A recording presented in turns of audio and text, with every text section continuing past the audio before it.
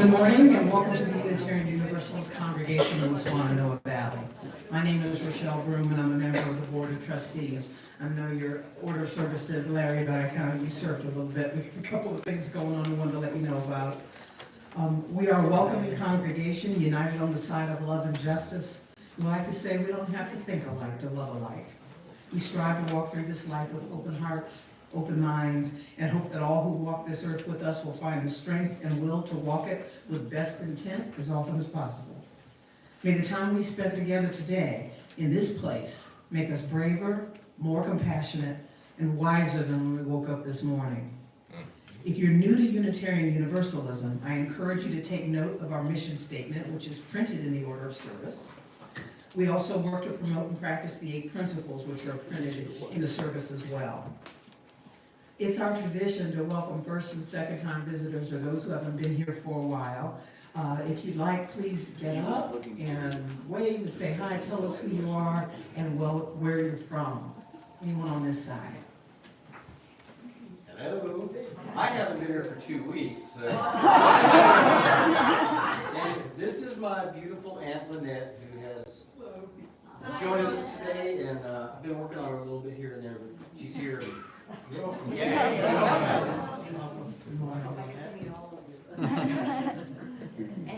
I'm Kaylina, and it's my first time here. I've lived in Asheville for 17 years, and now I live more east. So, welcome. Hello, Dwayne. First time here. I just live down the street here on First. Welcome, Brian. Anyone else on this side? Hi, I'm Steve Carter. I'm visiting here from Asheville. I'm a member of the Asheville congregation. Welcome. My name is Judith Kaufman. Welcome to you both. Lovely to have so many visitors today. How about on this side? David and I, we feel like we're just new visitors here because we always had to sit in the back. But here we are.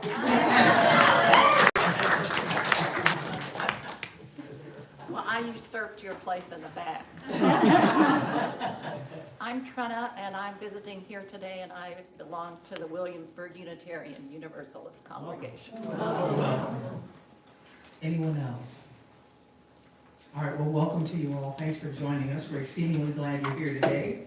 If you're interested in learning more about us, or would like to receive our newsletter or how you can be more involved in this community, there's a white card in the back of the pews. They can also be found on the table in the foyer. If you'll fill out a card and either place it in the collection plate or leave it on the table in the foyer, we will get in touch with you. And we normally don't do a lot of announcements up here up front anymore. We're normally posting those on the boards in the back. But the one thing I did want to let everyone know that is happening today is right after the service. Please join us for our committee fairs. You probably noticed there were tables, picnic tables outside and tables set up inside. They're going to be scattered in the church inside and out in front of the church.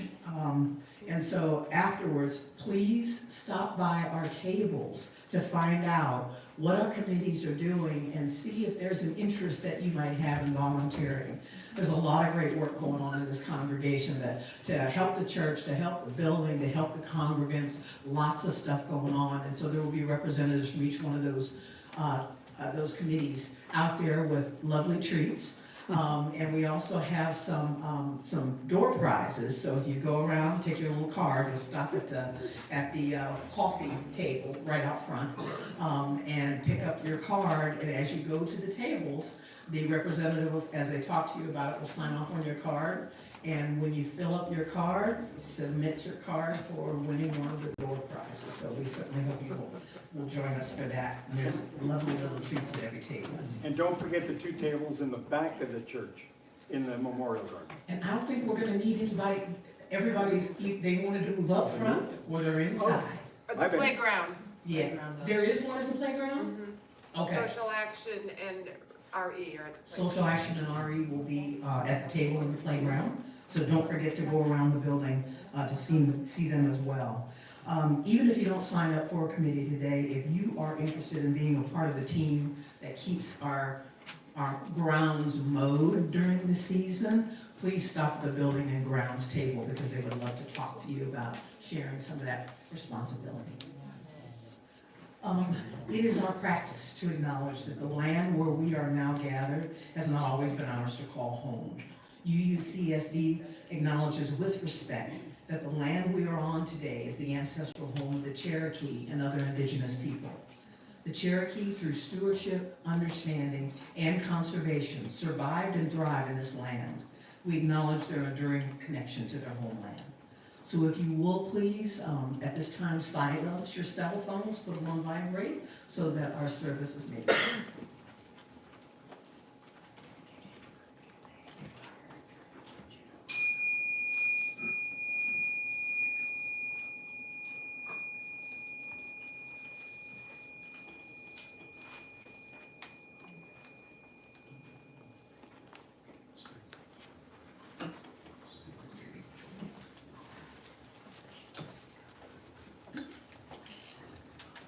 Good morning, everyone. Good morning. It's a wonderful day. I have some bad jokes for you before the sermon. And to ruin your day. I want you to, when you get a chance, to please give a heartfelt thanks to Carolyn Shorten, who kind of set this up for the committee fair. Please make sure you thank her.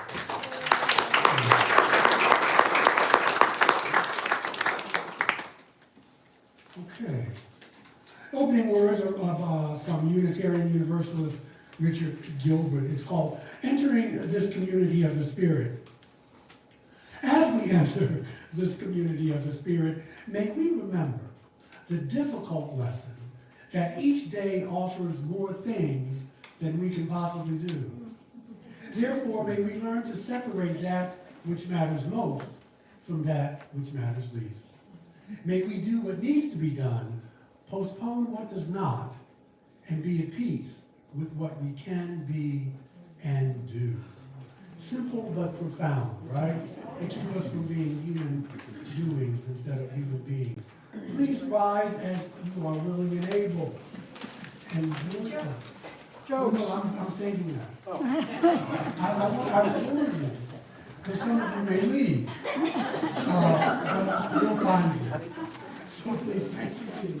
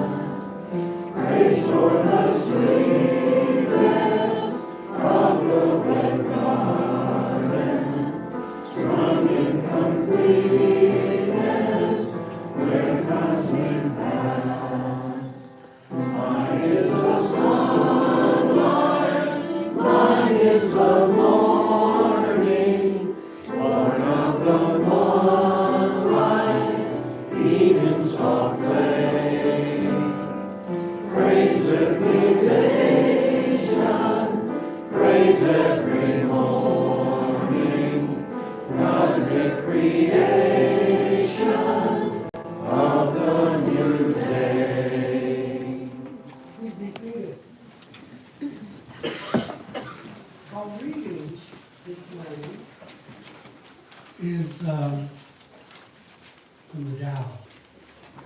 And we will read it in unison. No, let's do it the old way. Yeah, if it ain't broke, don't fix it.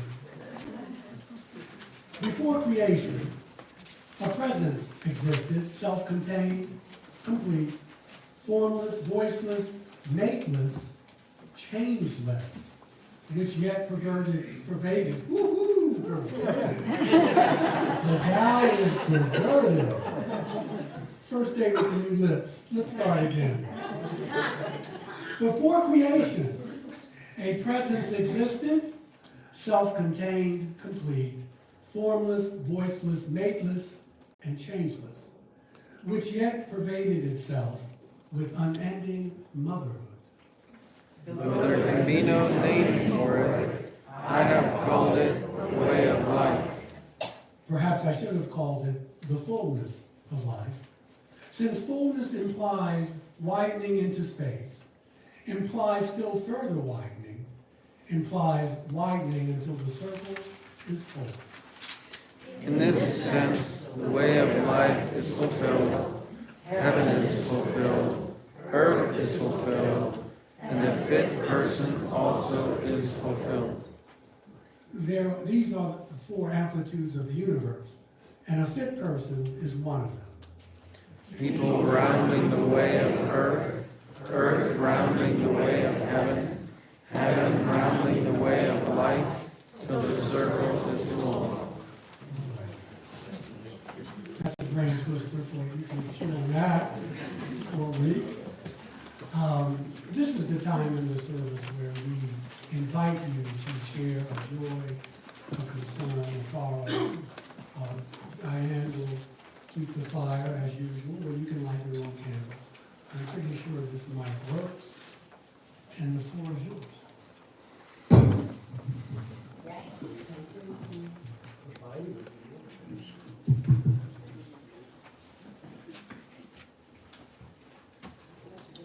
I noticed how you tilted that down. Sure. My name is Scott, and I have a joy and a concern. Tomorrow I get my first of 2 cataract surgeries, and if all goes according to plan, that should be a joy. But when it's all done, my concern is that for the first time in many, many months, I will clearly see what all of you look like.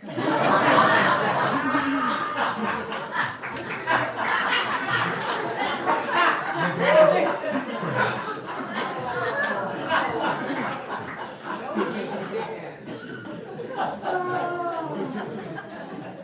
Wow.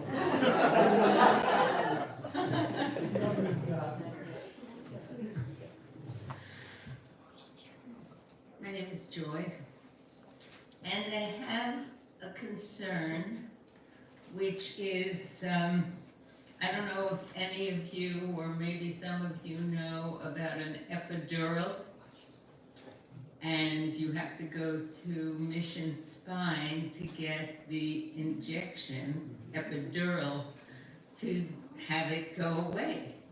And my son's mother-in-law had been available and knows the way, and she has taken me probably 4 or 5 times over the last few years. She is now helping people from other countries to get settled and things. So I'm a little bit out in the lost area. If anyone is available to take me to Mission Spine, maybe even set up an appointment, that would be super. And other than that, I think I told you that soon we're getting twin girls. Yay. Not me.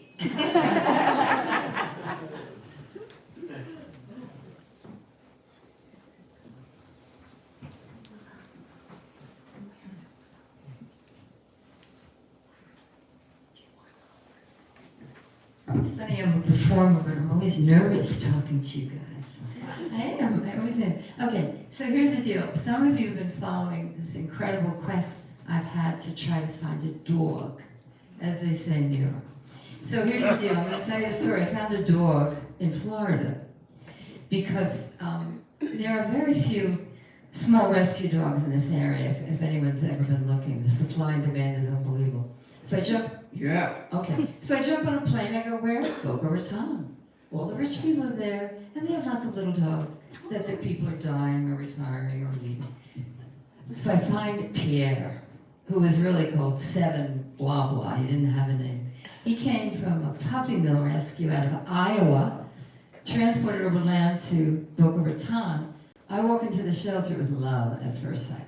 So you will get to meet Pierre when he's out of his puppy weirdness and craziness. I'll bring him to the churches so you can meet him. I'll tell you a little about him. He's 5 months old now, and he's a miniature poodle, which I didn't want a poodle. None of these things you want. You get what you need, not what you want. I mean, you know. So, and he's got long legs. I didn't know there are little miniature poodles with long legs. So he looks like he's came from the Tsarina dynasty in Russia, you know, in one of those portraits. I swear to God. Okay, so you'll meet him soon when he's really a good boy. But thank you for the people who've helped me along the way. I appreciate it. Hi,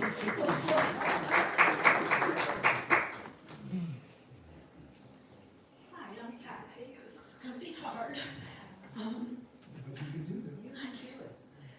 I wanted to say thank you to all the people in this congregation that sent me cards and the beautiful flowers. My husband, Michael mentioned, died 3 weeks ago from pancreatic cancer.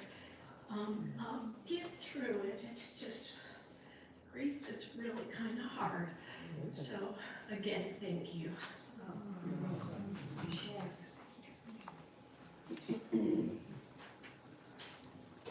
I'd like to mention that it's Sue's birthday. All right. Play it. Play it. To you, happy birthday to you. Happy birthday, dear Sue. Happy birthday to you.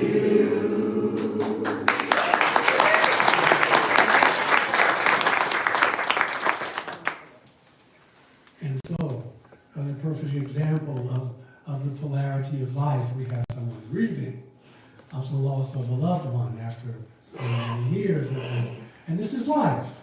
And then next we celebrate a life. It's quite the journey.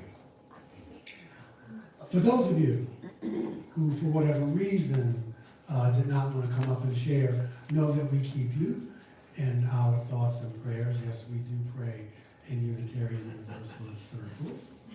We may not talk about it. We'll say things like, keep me in your thoughts, send me your energy, and all those things. It's whatever it is. Thank you, Patty. But we keep you in our hearts and minds. I'm trying to find a nice meditation for this. So sometimes it's not good to have too many options, because then I have to make a decision. Okay. Again, the wisdom of Brother Richard Gilbert. After the meditation, we will have our time of quiet, and we'll go from there. Please center yourselves as you see fit. This is called the something mores of life.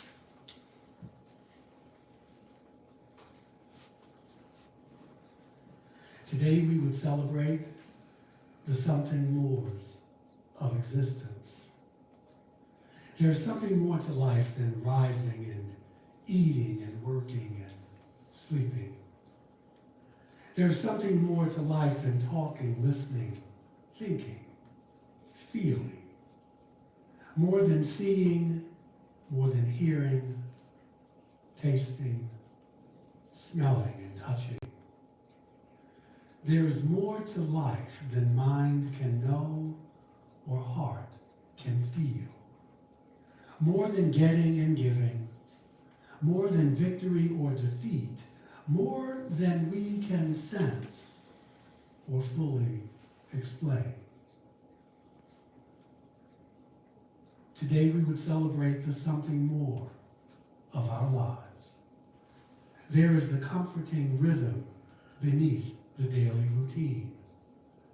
the sense of being a treasured part of the human community, the faith that there lies a power beneath all things that we cannot apprehend with our senses, the humility that with all our understanding, we are as children playing at the seashore of the infinite sea. The wisdom that we are here not to get and spend, but to endow our lives with meaning. There is the delight in being part of a mystery that is something more than our solitary life, something more than a single passage from birth to death, something more than we can fully express. May we be ever open to the something mores of our existence. There is always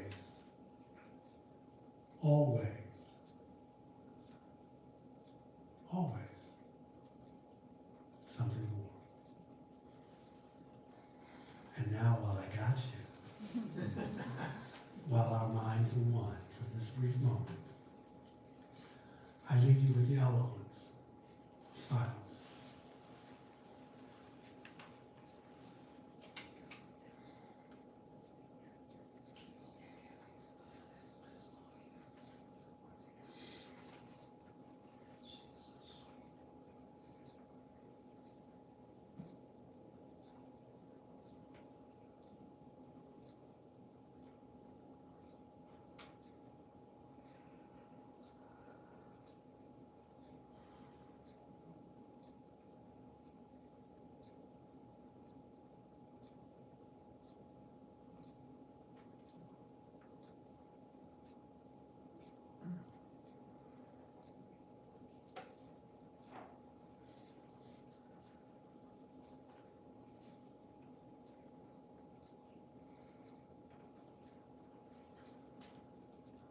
And so it is. So, I will not forget to ask you this. It's now time to collect this morning's offering.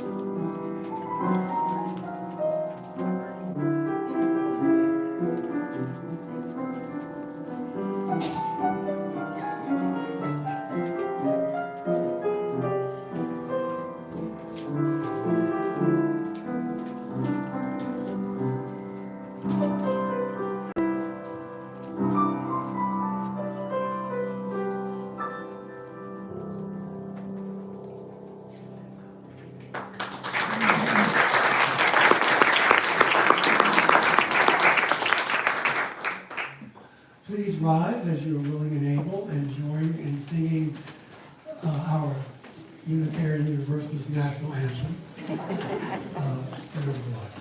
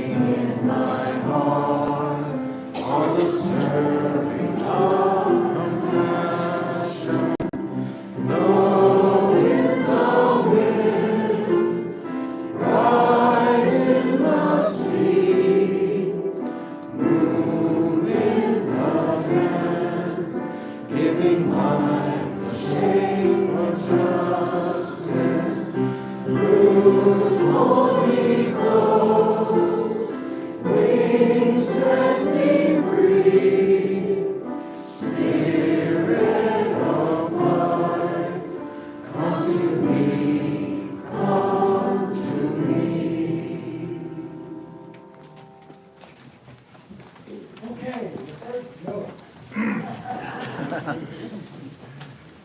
Just in case you don't like this, I did not make this up, someone sent it to me. If you do like it, then it's brilliant on my part. The Pope flies into JFK. He's met by a chauffeur, as usual. He's there because he has to give a blessing in the area. And as the limo is driving out on the Long Island Railroad, he sees that the driver keeps, looking in the rearview mirror at him. So he finally lowers the privacy glass, and he asks the driver, what's wrong? Is something bothering, something troubling you? The driver answers that he's had plenty of important, people in his limo, but he's never had anyone as cool as the Pope for a passenger. And so he says, is there anything I can do to make this better for you, this little jaunt we're going to take? And so the Pope thinks for a moment. He says, wherever I go, or whenever I go, I'm met by a limo, but I really do love to drive. So would you consider letting me drive? Sure.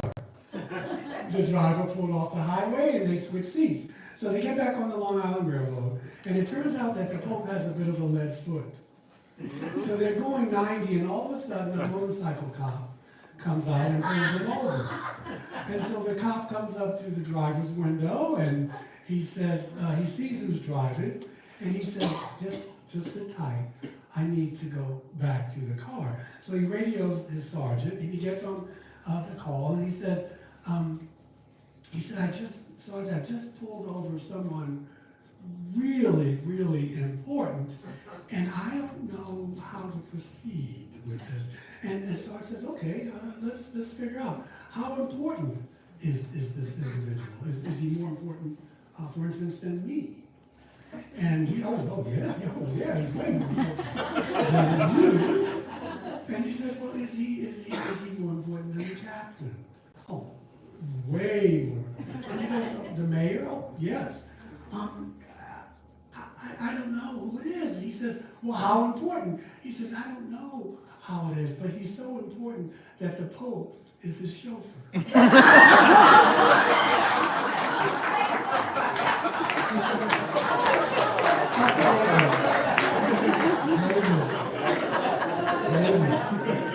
So now I'm going to tell you all of them.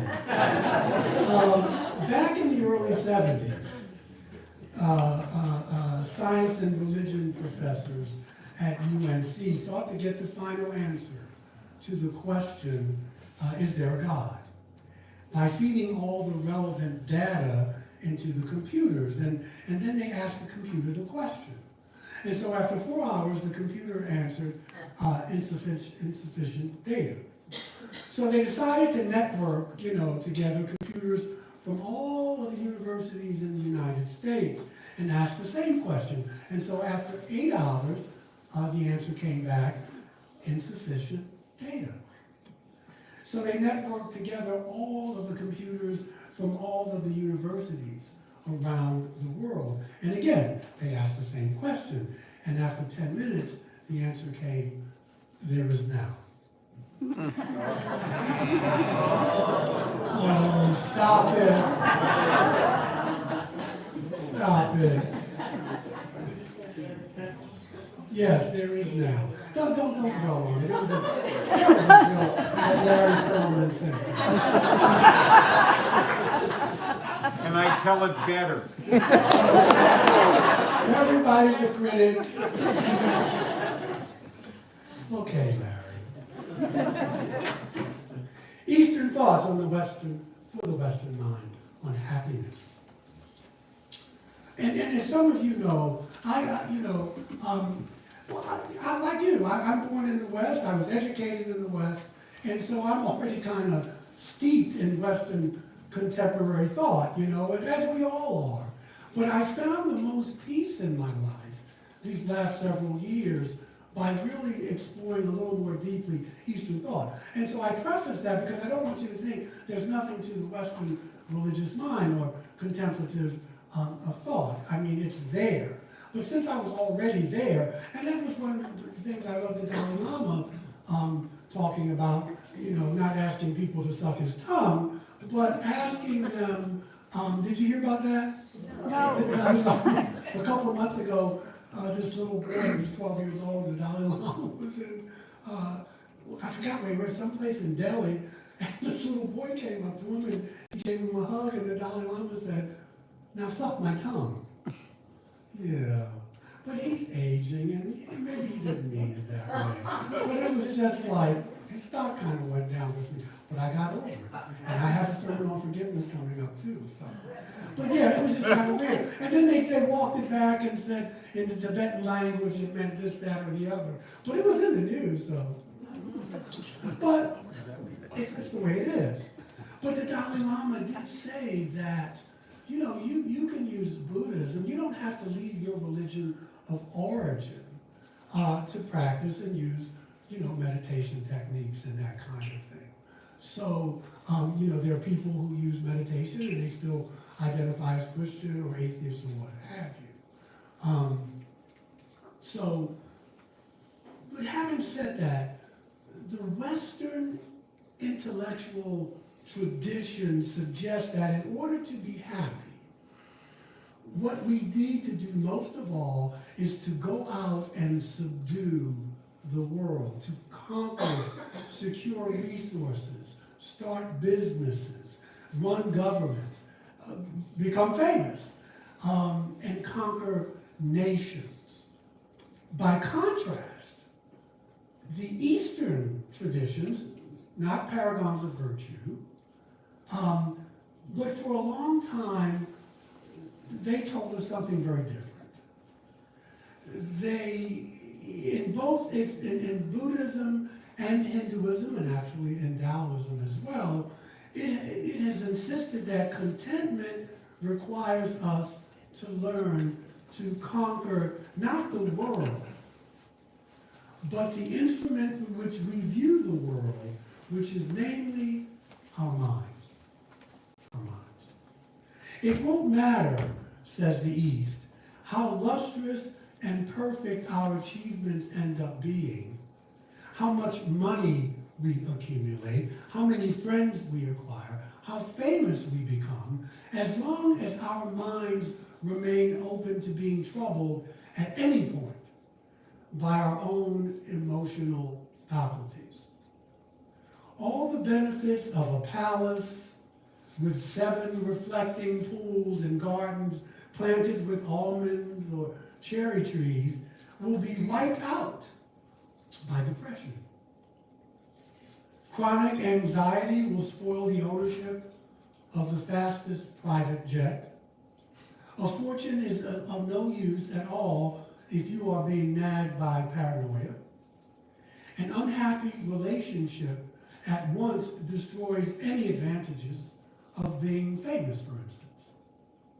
Given this vulnerability of external goods, of the external world and how it affects our minds, the Eastern traditions advise us to stop spending our time trying to rearrange the material building blocks of existence only to find ourselves with all these psychological ills, and to focus on learning how to control and manage the inherently unruly and hugely complicated instrument, which is our minds, our consciousness. Rather than striving to build empires, we need to spend many years examining how we think, how we dream. We have to reflect on our families, the economic systems we were brought up under, the impact of our sexual urges, and the biological and cosmological order of nature of which we are a part. Now, you know, we have to learn to to breathe, even to breathe correctly, in such a way as to allow the most oxygen to our brains, to hold our bodies in a way so that our organs are not crushed and our blood flow impeded. We need to be able to sleep a regular number of hours and remove all distractions and excitements that might disturb our streams of thought. This is not an easy feat. It is indeed as much hard work as it is, say, managing a law firm.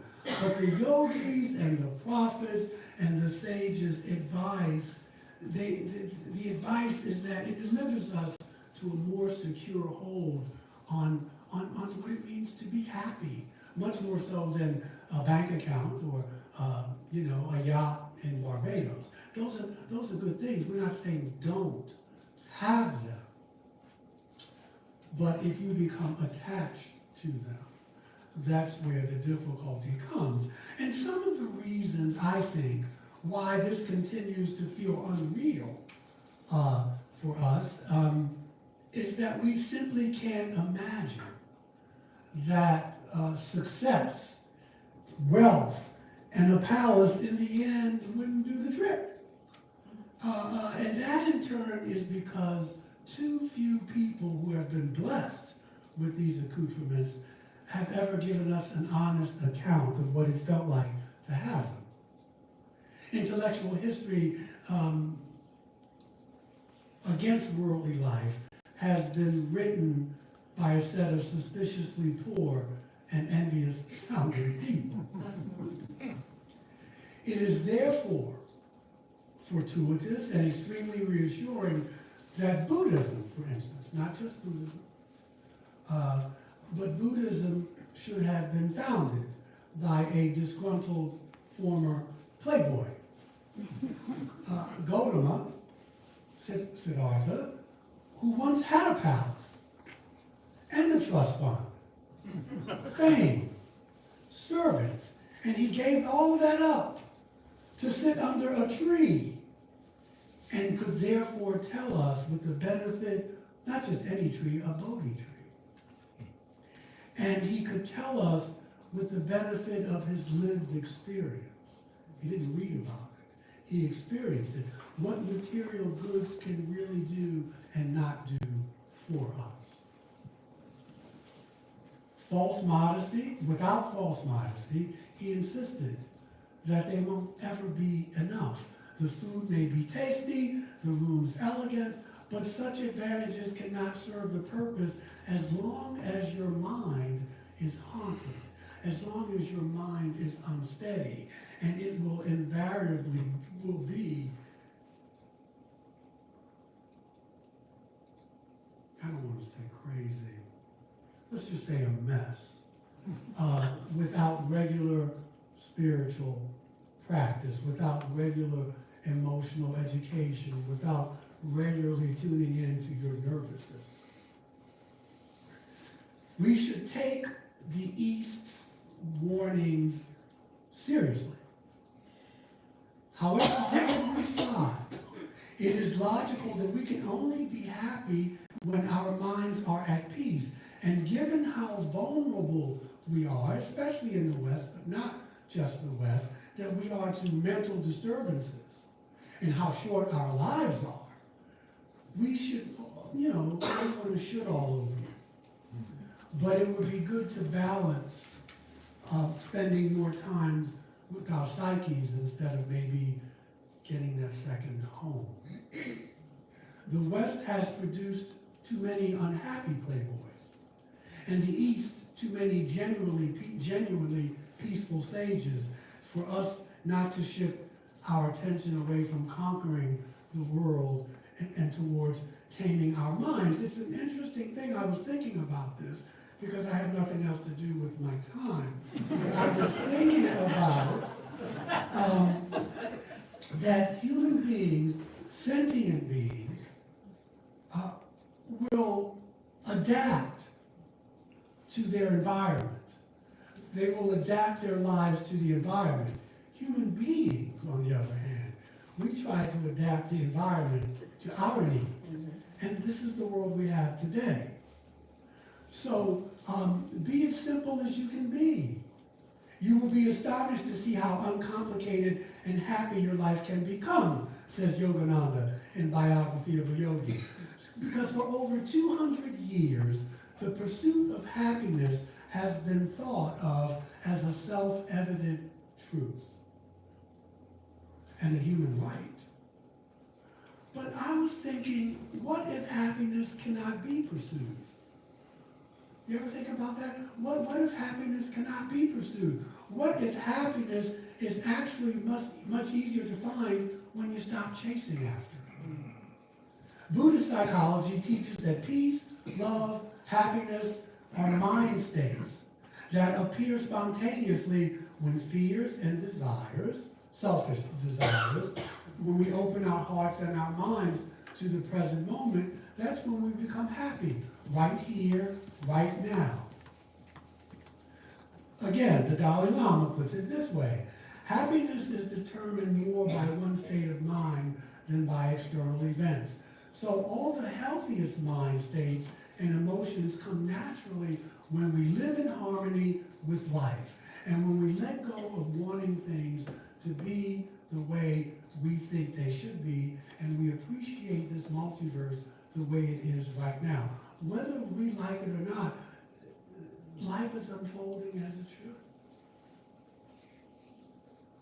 So what Lao Tzu and Gautama and Vishnu, what they realized over, 2,500 years for Buddhism, 5,000 years for Hinduism, is that our psychological states are a result of how we interpret our reality right now. So that means we're much more powerful than we think we are.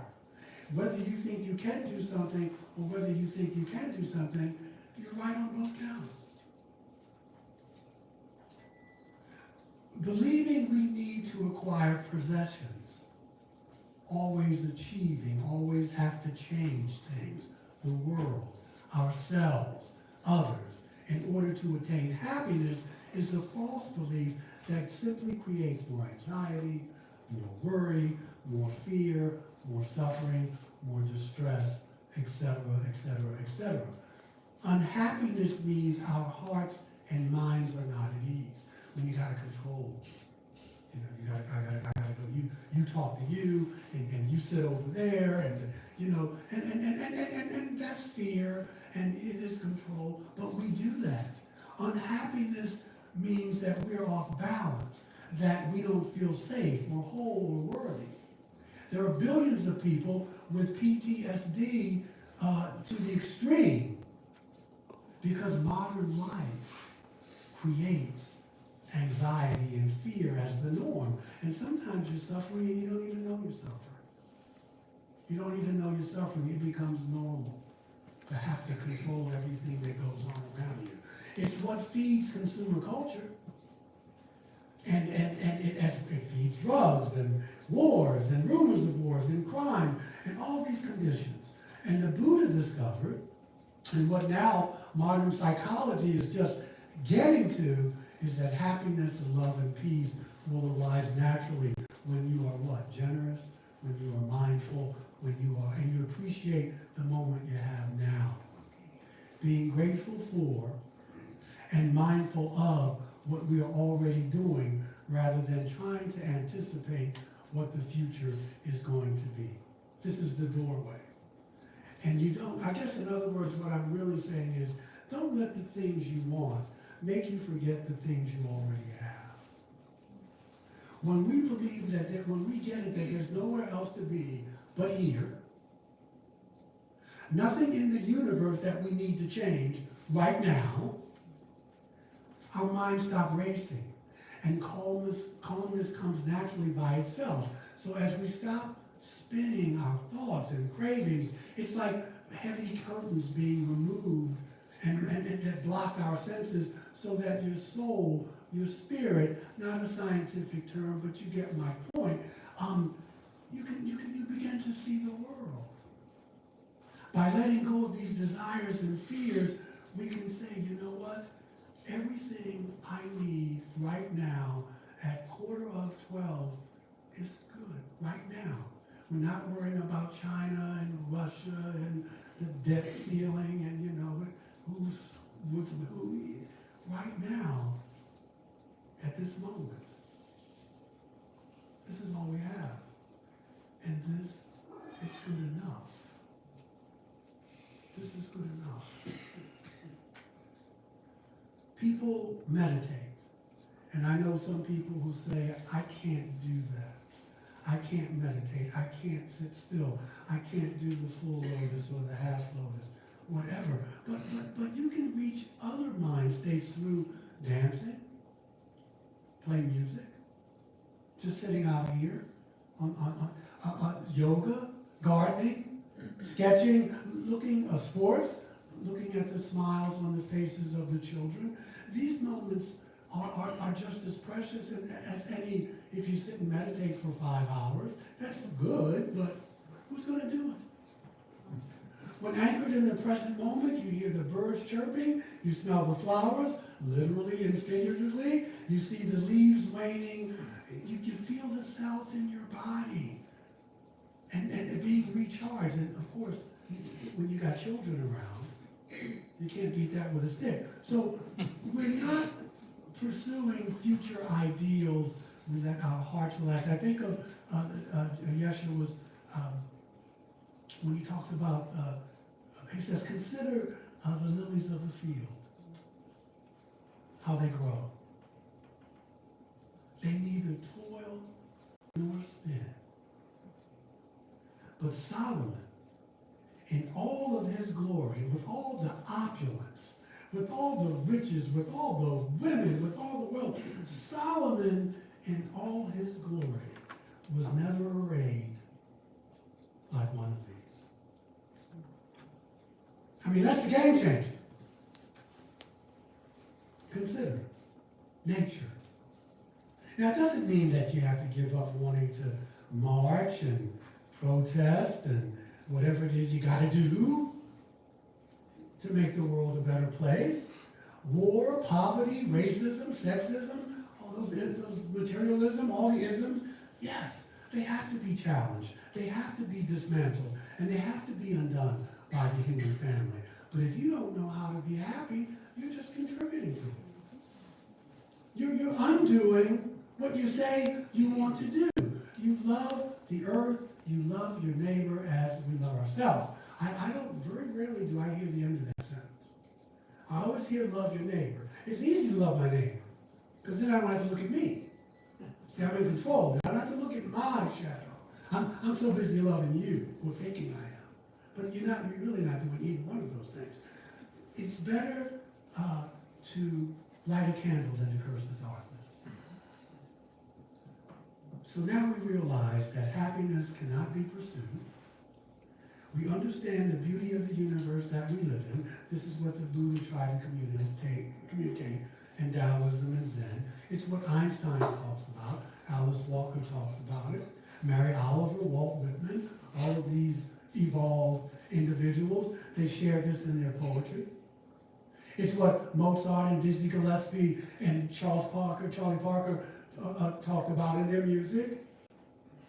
It's what Van Gogh and Romeo Bearden tried to get across in their art. The great thing about positive mind states is that they are contagious, right? Picasso says that the meaning of life is to find your gift, and the purpose of it is to give it away. That's it. And we can make it so difficult, and it's easy to forget, and we have to be intentional about it. The more peace, love, and happiness you are able to cultivate in your life, the more you have to share with others. By being the change you want to see in the world, as Gandhi put it, to embody that change. Now, remember, because we are in the world by way of a body. You are some body. Now, I did not say you were a body, but you are somebody, and that's how the world is changed. So these are just some Eastern thoughts for the Western mind. As we awaken to the simple beauty of the everyday, we are fully awake to the here and now, because happiness always was and always will be an inside job. We're done. We're done. Please rise. Thank you. As you are willing and able, and join in singing hymn number 108. My life goes on.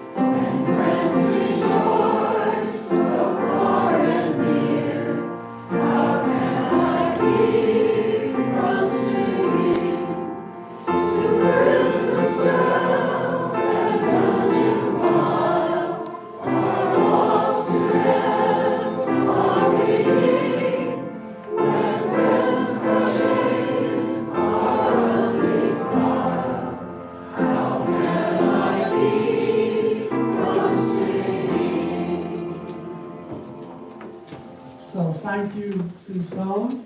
Show us some love. May the love which overcomes all differences, which heals all wounds and puts to flight all of our fears, be with us and among us, now and always. Have a wonderful afternoon.